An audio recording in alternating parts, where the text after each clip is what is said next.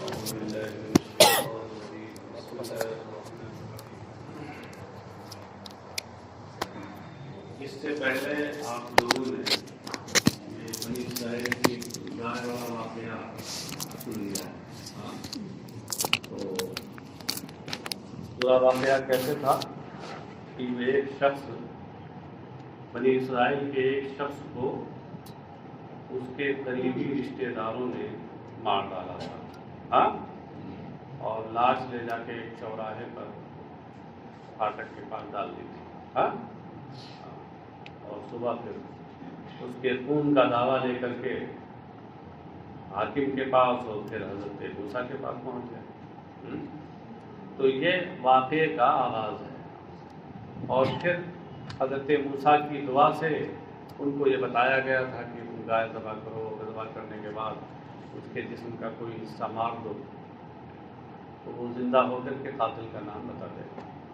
تو یہ بعد والا جو واقعہ ہے کیونکہ وہی مقصود ہے اس لیے قرآن کریم میں اس کو پہلے ذکر کر دیا ہے، اور شروع والا جو حصہ ہے اس کو یہاں سے ذکر کر رہے ہیں.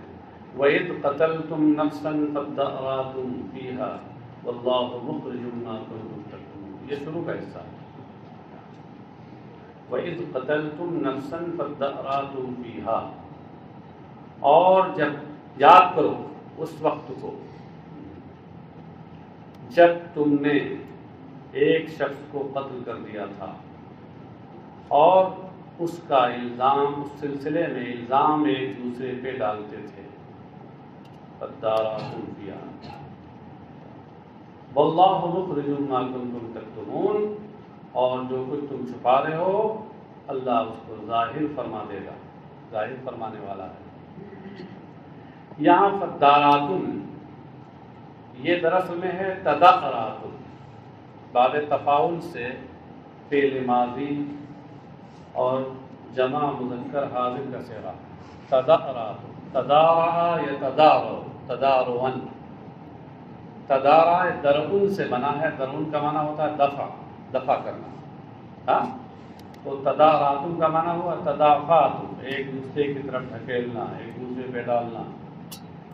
اب یہ تداراتم سے اداراتم کیسے ہو گیا؟ تو اس میں آپ یہ قاعدہ سب میں آپ لوگوں نے پڑھا ہوگا کہ جب باب تفاعل کا فا کلمہ دال ہو تو اس صورت میں تائے تفاعل کو دال کے ہم جنس کر کے دال کا دال میں ادغام کر دیتے ہیں. اور ادغام جب کرتے ہیں تو پہلا جو حرف ہوتا ہے ظاہر ہے وہ ساکن ہوتا ہے. حرف مدغم ساکن ہو جاتا ہے. مدغم فی تو متحرک ہوتا ہے عموماً، لیکن حرف مدغم ساکن ہو جاتا ہے. اور یہ پہلا ہی حرف جب ساکن ہو گیا تو ابتدا بالسکون لازم آ رہی ہے، اس لیے شروع میں حمزہ وصل لے آتے ہیں. تو تداراتم سے ہو جاتا ہے اداراتم. اسی کو بتا رہے ہیں فیہ ادغام التاء فی الاصل فی الدال. اس میں دراصل تا کا ادغام دال میں ہے. تا کا ادغام دال میں بہت اجمال کے ساتھ بتا دیا. باقی چیزیں جانتے ہوں گے کہ سب بڑے پڑھے لکھے لوگ ہوں گے جو پڑھیں گے اس کو. اے تخاصمتم وتدافعتم، یہ ابھی داراتم کا معنی بتا رہے ہیں کیونکہ درعن بمعنی دفعون سے بنا ہے. تو داراتم کا معنی ہوا تدافعتم تخاصمتم. یاد کرو اس وقت کو جب تم نے ایک شخص کو قتل کیا اور اس کے سلسلے میں یعنی اس کے قتل کا الزام ایک دوسرے کے اوپر تم ڈالتے تھے. واللہ مخرج، مخرج کے بعد مظہر نکال کر کے اس کا مفہوم بتا دیا ہے کہ اخراج میں معنی اظہار ہے تو مخرج کا معنی مظہر ہوا. اور اللہ اسے ظاہر فرمانے والا ہے جس کو تم چھپاتے تھے. من امرہا، یہ من امرہا میں من بیانیہ ہے اور امرہا یہ ما کنتم میں ما کا بیان ہے. یعنی اللہ تعالیٰ اس کے معاملے کو، اس کے قتل کے معاملے کو یقیناً ظاہر فرما دے گا جس کو تم چھپا رہے ہو.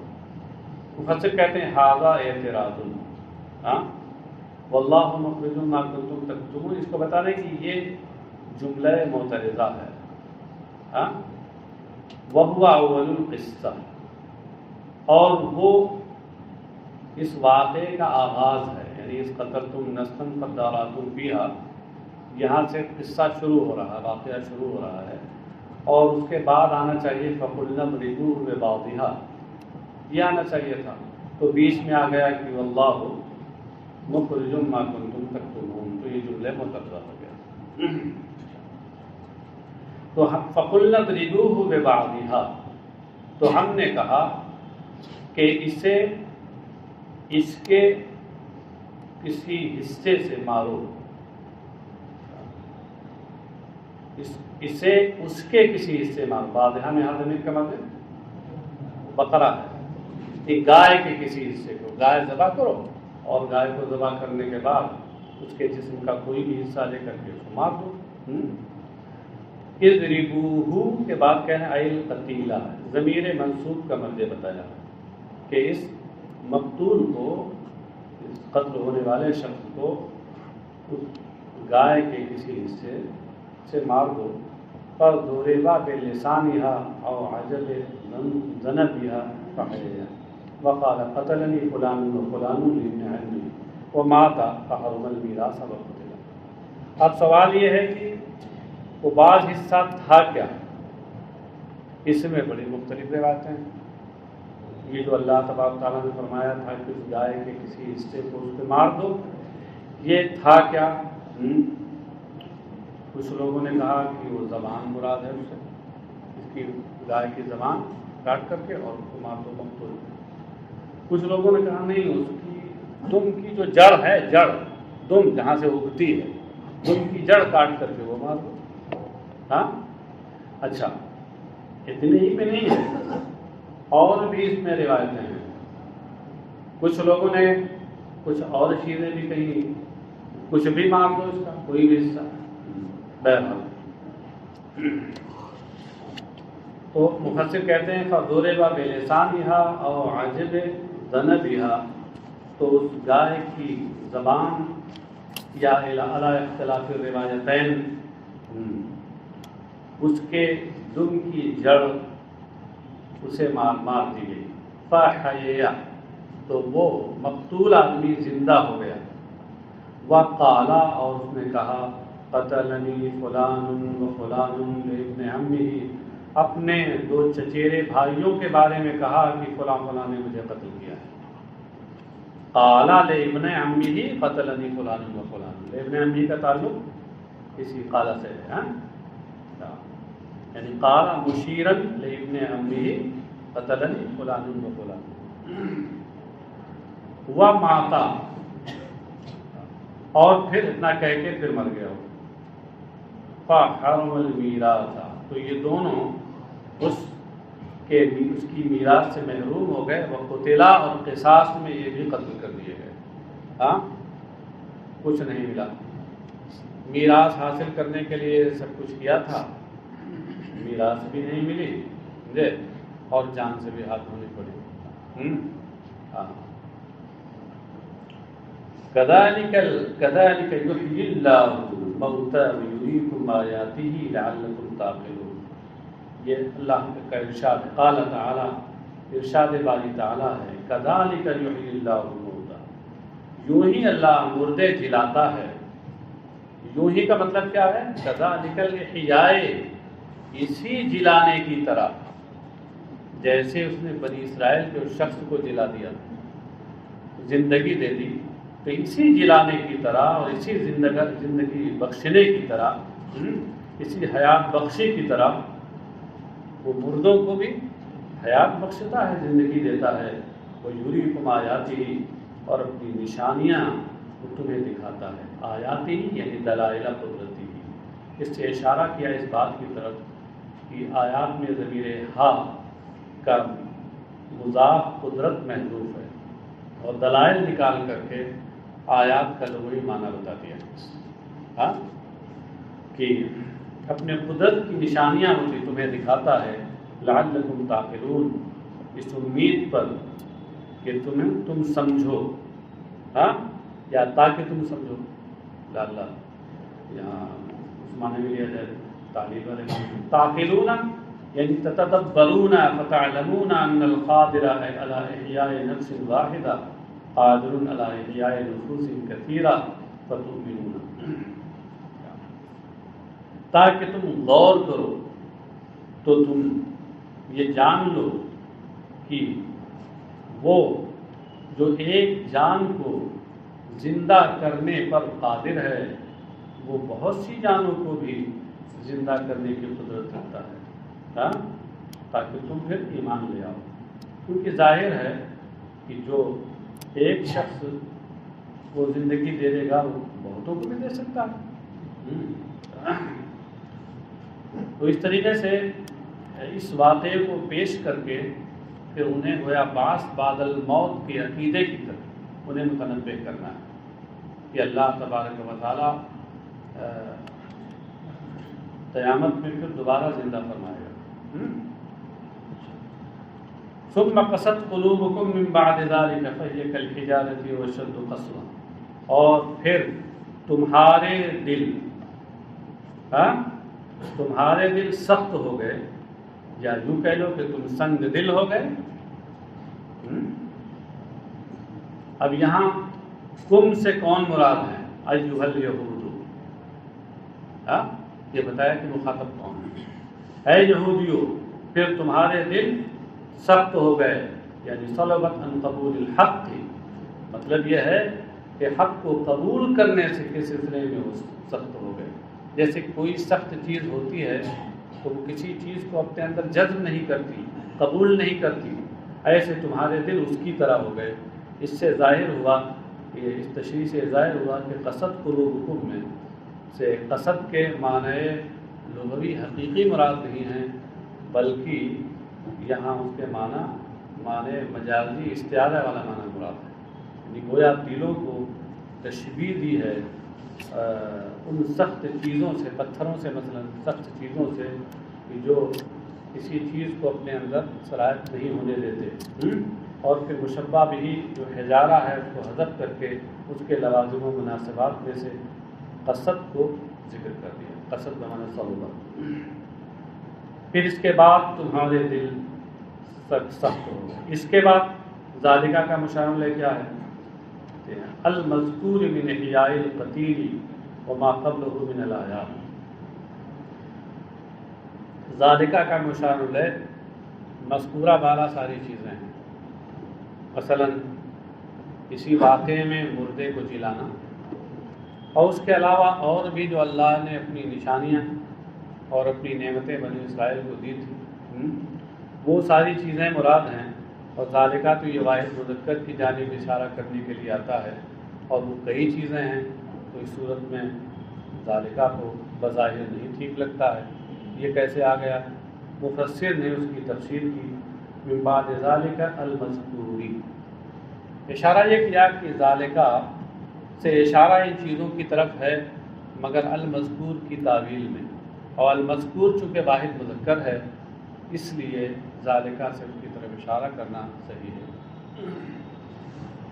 پھر اس مقتول کو زندہ کرنے اور اس سے پہلے کی جو اور نشانیاں ہیں، ان مذکورہ والا چیزوں کے بعد تمہارے دل سخت ہو گئے، فہی کالحجارۃ او اشد قسوۃ، تو یہ پتھروں کی طرح یا اس سے بھی زیادہ سخت۔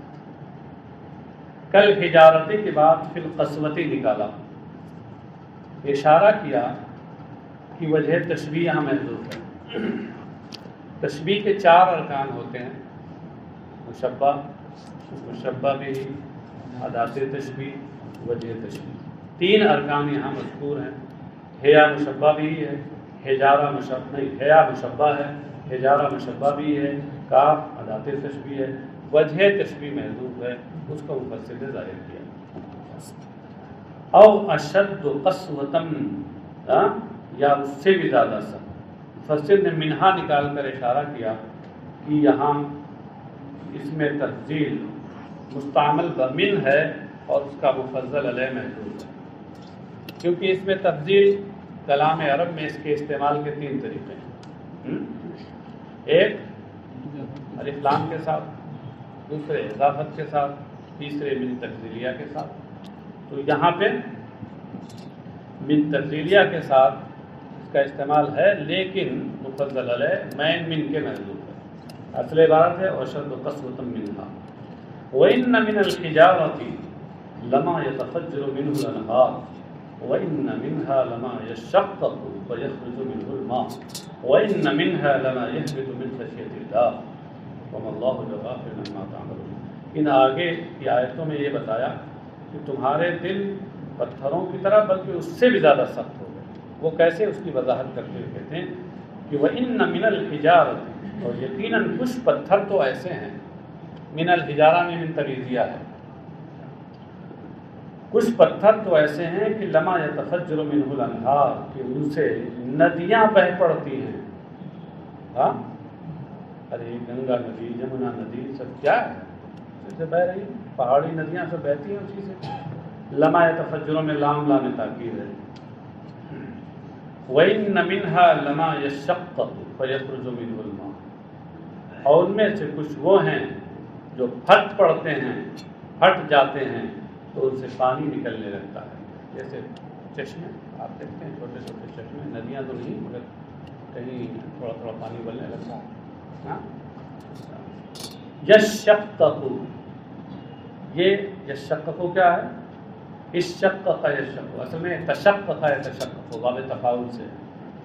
اور یہاں بھی وہی صرف کا ضابطہ ہے کہ باب تفاعل میں اگر فا کلمہ شین ہو تو اس صورت میں شین کو تائے تفاعل کو شین کا ہم جنس کر کے اور اسی میں ادغام کر دیتے ہیں، اور اگر ابتدا بسکون لازم آئے تو شروع میں حمزہ وصل لے آتے ہیں.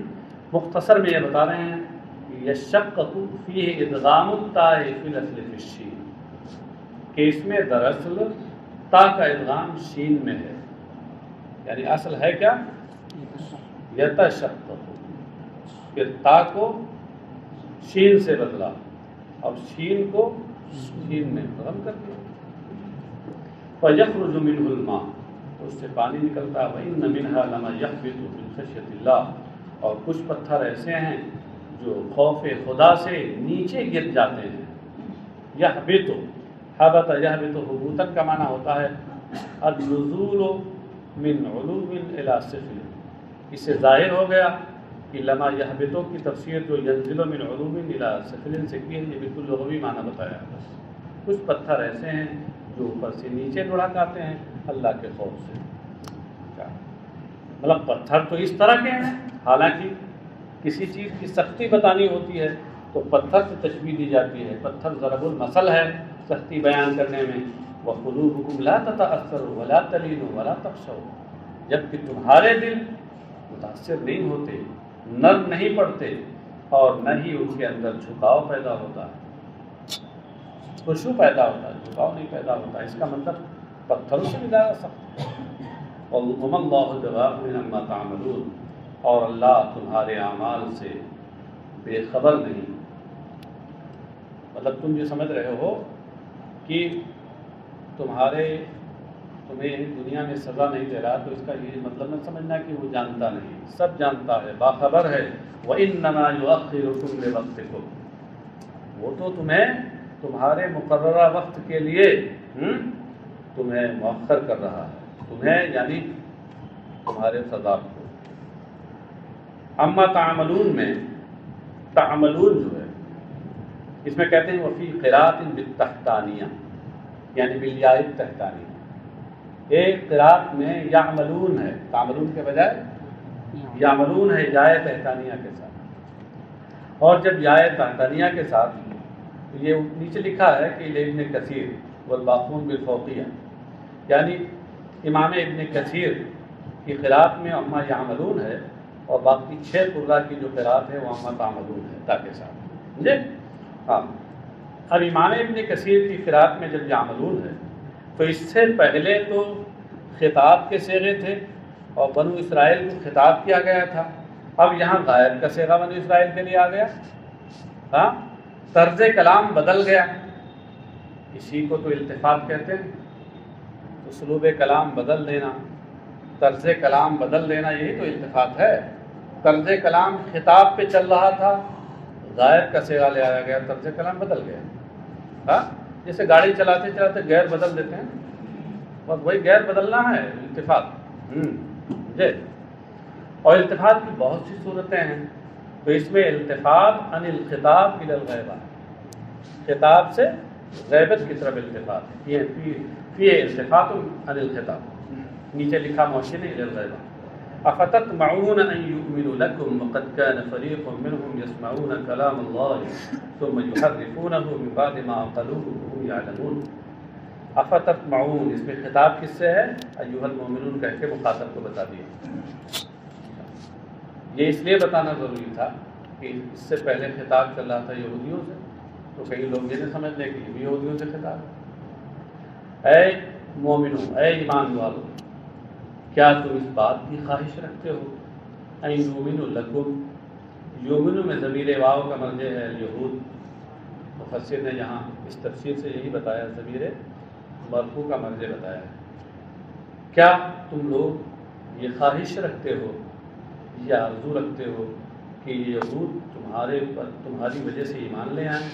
وقت کان فریق منهم یسمعون کلام اللہ ثم یحرفونہ من بعد ما عقلوہ وهم یعلمون، جبکہ ان میں کا ایک گروہ، جبکہ میں ترجمہ کر رہا ہوں، وقت کانا میں واو حالیہ ہے، ہاں، فریقن کا معنی طائفۃ، جبکہ ان کا ایک گروہ، یہ گروہ کون تھا؟ احبارہم، ان کے جو علماء تھے، علماء، یہ حبر کی جمع ہے، یسمعون کلام اللہ، وہ کلام الہی کو سنتے تھے، کہاں؟ ایک تفسیر کے مطابق پھر توراۃ، اسی کو مفسر نے اختیار کیا، دوسری تفسیر کے مطابق پھر طور، ہاں، اس کو آپ کے مدرسے نے نیچے بتا دیا، قیل فی الطور، نیچے دیکھیں لکھا نا کہ وہ کلام الہی کو توریت میں سنتے تھے، اور یہی زیادہ ظاہر ہے کیونکہ طور میں کلام الہی کو تو حضرت موسیٰ سنتے تھے، پھر بالواسطہ کہنا پڑے گا۔ ثم یحرفونہ من بعد ما عقلوہ وهم یعلمون، اور پھر اس کو سمجھنے کے بعد جانتے ہوئے اس کے اندر تحریف کر دیتے تھے۔ یحرفونہ یعنی یغیرونہ، تحریف کا معنی تغییر اور بدل دینا، اسی کا بتا دیا۔ اب اس کو بدل دیتے کا مطلب یہ نہیں کہ پورے کو بدل دیتے تھے، اس میں سے جو چاہتے تھے، جیسے نبی اکرم صلی اللہ علیہ وسلم کے جو اوصاف آئے ہیں نبی آخر الزمان کے، یا رجم کی آیت جو آئی ہے جس میں اگر شادی شدہ زنا کا ارتکاب کرے تو رجم کا سنگساری کا حکم ہے، اس طرح کی جو چیزیں ہیں وہ بدل دیتے ہیں۔ من بعد ما عقلوہ فہموہ، یہ عقلہ کا معنی بتائے، لغوی معنی مراد ہے۔ وہم یعلمون، جانتے ہوئے، کیا جانتے ہوئے؟ انہم مفترون، ہاں، اور ایک نسخے میں ہے مغیرون، نون اوپر لکھا ہوا ہے، یہ نون جو بنا ہوتا ہے یہ نسخوں کے اختلاف کی جانب اشارہ ہوتا ہے، کہ جلالین کے دو نسخے ہیں، تو یہ یعلمون یہ متعدی ہے، اور اس کا مفعول بھی یہاں لفظ میں موجود نہیں ہے، مفسر نے ظاہر کیا کہ وہ محذوف ہے۔ یہ جانتے ہوئے کہ وہ افتراء کرنے والے ہیں یا وہ تحریف کرنے والے اور بدلنے والے ہیں، یہ جانتے ہوئے بھی، سمجھتے ہوئے بھی تحریف کر دیتے ہیں۔ اس میں دیکھیے افتطمعون میں جو حمزہ آیا ہے، حمزہ استفہام، یہ یہاں استفہام انکاری کے لیے، کیا تم لوگ یہ خواہش رکھتے ہو، یہ آرزو رکھتے ہو؟ تمہیں یہ آرزو نہیں ان لوگوں سے رکھنا چاہیے، یا ایسے نہیں ہے کہ جس سے تمہاری آرزو پوری ہو جائے۔ والحمزۃ للانکار، اور حمزہ یہاں کون سا حمزہ؟ محسن نے نیچے لکھا اے فی افتطمعون، افتطمعون میں جو حمزہ ہے وہ انکار کے لیے، اے لا تطمعوا فلہم سابقۃ فی الکفر، یعنی ان سے اس بات کی تو لالچ نہ رکھو، خواہش نہ رکھو، اس لیے کہ کفر میں ان کی سابقہ حالت ہو چکی، کفر میں ان کی سابقہ حالت رہ چکی، یعنی پہلے سے یہ اس میں جمے ہوئے ہیں۔ وَإِذَا لَقُوا الَّذِينَ آمَنُوا قَالُوا آمَنَّا وَإِذَا خَلَا بَعْضُهُمْ إِلَىٰ بَعْضٍ قَالُوا أَتُحَدِّثُونَهُم بِمَا فَتَحَ اللَّهُ عَلَيْكُمْ لِيُحَاجُّوكُمْ عِندَ رَبِّكُمْ أَفَلَا تَعْقِلُونَ، اور جب یہ مومنوں سے ملتے ہیں. لفظ میں ضمیر واو کا مرجع کیا ہے؟ منافق الیہود، یعنی جب یہودیوں میں سے جو منافقین ہیں یہ مومنوں سے ملتے ہیں. قالوا آمنا، وہ کہتے ہیں ہم ایمان لائے. کس چیز پہ ایمان لائے؟ بأن محمد النبی وهو المبشر به فی کتابنا، اس پر ایمان لائے کہ محمد نبی ہیں اور ہماری کتاب توریت میں انہی کی بشارت دی گئی ہے. وَإِذَا خَلَا بَعْضُهُمْ إِلَىٰ بَعْضٍ، خلا کا معنی بتایا رجع، اور جب ان میں سے ایک دوسرے کی طرف بعض کی طرف جاتے ہیں، یعنی مطلب اپنے سرداروں کے پاس جو منافقت نہیں کرتے ہیں، کھلے ہوئے یہودی ہیں، ان کے پاس جاتے ہیں. قالوا اتحدثونهم بما فتح اللہ علیکم. قالوا میں ضمیر واو کا مرجع کیا ہے؟ اے رؤساءهم الذین لم ينافقوا، تو کہتے ہیں ان کے وہ سردار جنہوں نے جو منافق نہیں ہیں، جنہوں نے منافقت نہیں کی، وہ کہتے ہیں، کس سے کہتے ہیں؟ لمن نافقا، ان منافقت کرنے والوں سے. وہ کہتے ہیں اتحدثونهم اے المؤمنین، کیا تم ان مومنوں سے وہ چیز بیان کرتے ہیں بما فتح اللہ علیکم، کہ اللہ نے تمہارے اوپر جو چیز کھول دی ہے. اے عرفکم فی التوراۃ من نعت محمد، یعنی توریت میں تمہیں اس کو بتا دیا ہے. مراد کیا ہے اس سے؟ بما فتح اللہ ما سے، یعنی محمد کا صلی اللہ علیہ وسلم کا وصف. کیا اس کا تم ان کو کھول کے بیان کر رہے ہو؟ یہ بتا رہے ہو کہ یہ نبی ہیں اور ہماری کتاب میں ان کی بشارت کی گئی، یہ تم بیان کر رہے ہو. لِيُحَاجُّوكُمْ بِهِ عِندَ رَبِّكُمْ، کہ نتیجہ یہ ہو کہ اپنے تمہارے پروردگار کے حضور تم سے تمہارا مقدمہ لے کر جائیں، تم سے جھگڑا کریں. حاجہ یحاجو، محاجات، اس کا معنی جھگڑنا اور مقدمہ کسی حاکم کے پاس لے جانا. لِيُحَاجُّوكُمْ لِيُخَاصِمُوكُمْ وَاللَّامُ لِلسَّيْرُورَةِ، اور لام یہاں لِيُحَاجُّوكُمْ میں جو لام ہے یہ لام سیرورت ہے.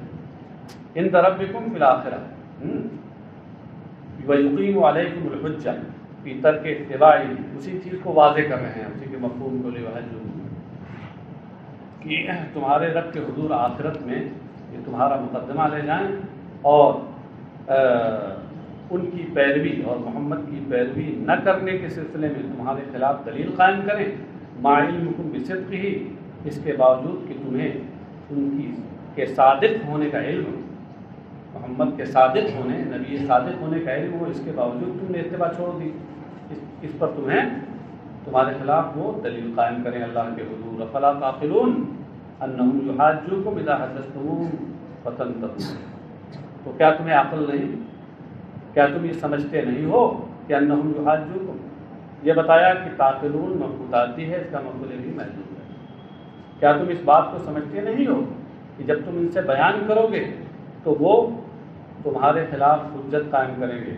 فتنتہوا، تو باز آ جاؤ. ہاں